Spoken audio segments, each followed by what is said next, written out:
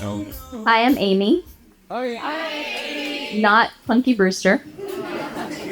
No, I don't work in television, but I do work in psychiatry. And recently, one of my coworkers was like, "Girl, you got to look yourself up. You've got some great online reviews." So I did. And I read things like she's compassionate, she's a good listener, she's generous with Adderall.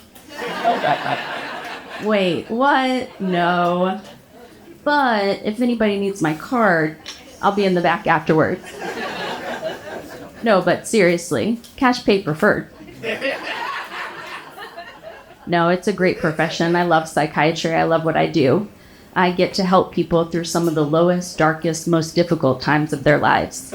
You know, just not on nights, weekends, or holidays. It's not all sad. Patients share funny parts of their lives with me, too. For example, I have a young man who was upset, and I was like, "Oh my gosh, what happened?" And he was like, "My girlfriend broke up with me." And I was like, "Tell me all about it."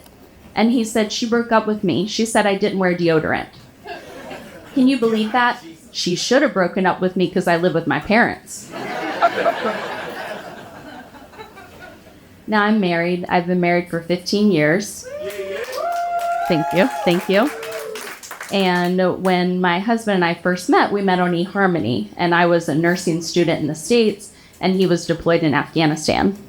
Now, when I was creating my online profile, I thought that saying I was a nursing student sounded kind of flaky. You know, like student, okay, get a real job.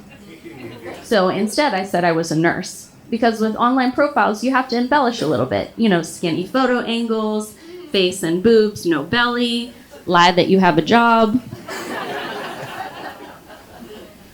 But like I said, we met on eHarmony, and it was a long time ago. So back then, there was a lot of stigma behind meeting someone online. Like you were weird, or there was something wrong with you. You know, why couldn't you meet somebody at a bar like a normal person?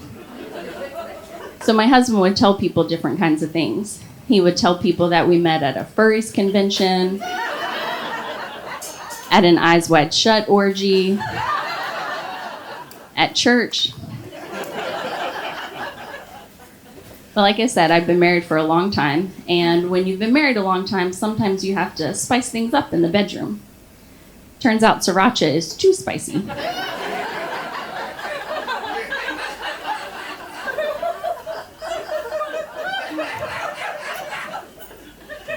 But like I said, I've been married a long time, and we're in our 40s now.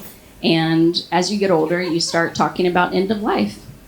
And so I found that Apple has a feature on your phone where you can access, your next of kin can access your information after you die.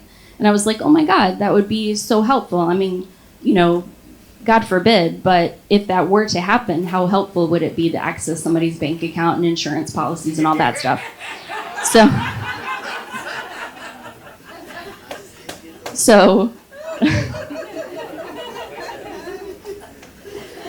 I told my husband about it, and I was like, wouldn't this be so helpful? And he was like, don't even worry about it. I already have it set up. And I was like, oh, okay. Can you help me set mine up? What do you have yours set to? And he said, after I die, I have mine set to clear my browser history.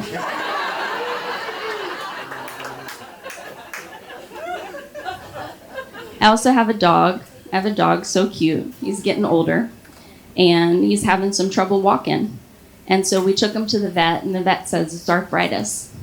And so we were like, what can we do? You know, he's such a good dog. He's not comfortable. We want to make him as comfortable as possible.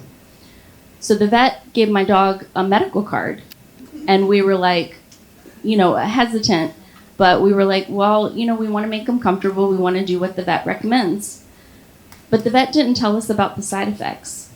And now my dog is in my pantry eating all my Doritos. Thanks so much. Let's bring back our host.